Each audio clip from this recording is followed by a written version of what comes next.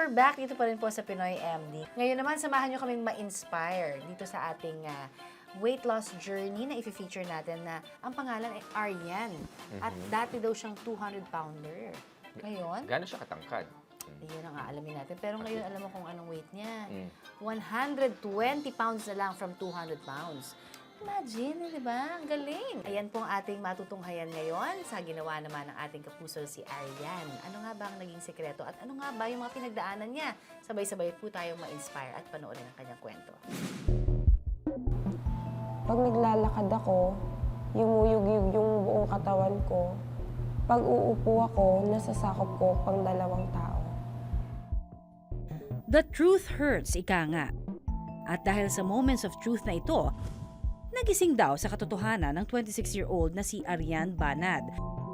Sa taas niyang 5 feet, 4 inches, lumalabas na obese ang body mass index o BMI ni Aryan. Halos 70 pounds itong mas mabigat sa maximum weight na inirekomenda para sa kanyang height. Umabot po ako sa 200 pounds, tapos yung waistline ko is 43 inches. Mula nang tumigil sa pag-aaral noong 2011, mas pinili raw ni Aryan na magpaka-bomb sa bahay. Takot ako sa mga job interviews. Lagi lang ako nakahiga, tapos minsan dinadalan ako ng pagkain ng parents ko sa kwarto. Ang room service daw ni Aryan, samot-saring sweets and chips. Hindi tama yung oras ng pagkain ko, katulad ng imbis na mag-agahan ka ng mga 7, kumakain ako ng breakfast at 10, tapos yung lunch ko is mga 3 na.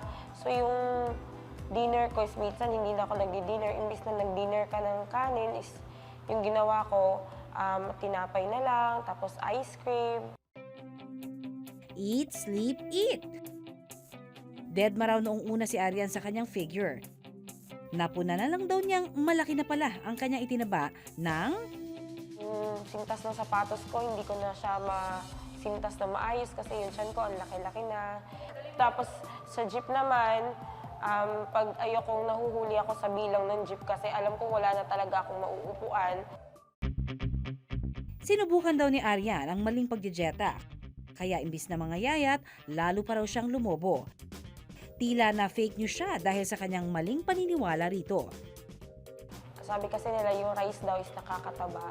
So yung rice kinuha ko, tinanggal ko yung rice sa diet ko, nag-bread ako.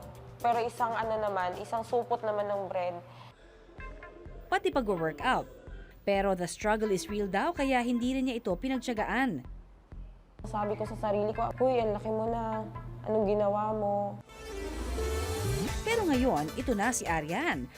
Ang current weight ko ay 125 pounds at ang waistline ko ay 31 inches. From obese, normal na rin ang kanyang BMI. Papaano nga ba niya ito na-achieve? 80% daw ng kanyang pagpapapayat ay nakafocus sa kanyang diet. Mapa-meal o snacks man, steamed na ang pagkakaluto ng mga kinakain niya. Ito po yung usually na kinakain ko sa isang meal. Steamed vegetables, 1/4 cup ng red rice, tsaka steamed na fish na ginugulat siya sa prito.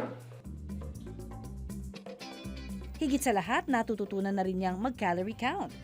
Yung nag-start ako sa diet, ang calories na tinitake ko everyday is 1,200. Tapos yung nagbaba na yung timbang ko, mas binabaan ko na din yung ini-intake ko na calories everyday, which is nagiging 800 calories na lang siya a day.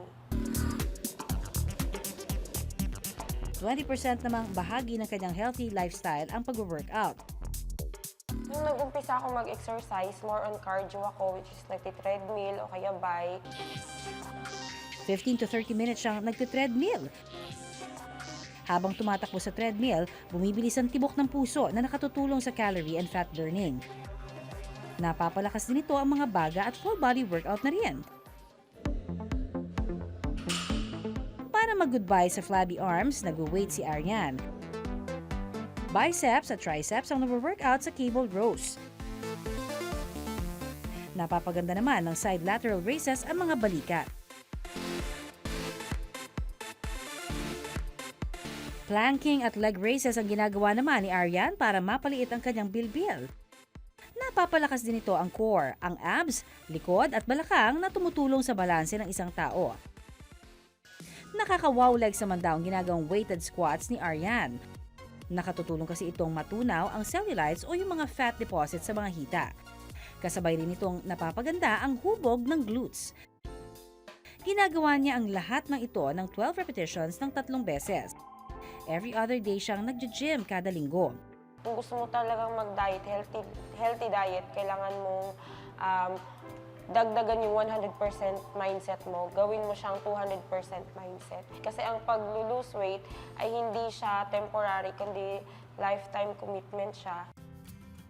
Kung dati extra large ang kanyang mga damit, ngayon small na ang size ni Ariane. Confidently beautiful na rin daw siya. Parang pag nananalamin ako, sobrang na-amaze ako, na kinaya ko. Proud na proud ako sa sarili ko. Sa kasalukuyan, committed pa rin si Ariane sa kanyang healthy lifestyle para ma-maintain ang kanyang pinaghirapang figure. Basta't present ang 3Ds, desire, discipline, and determination. Walang imposible.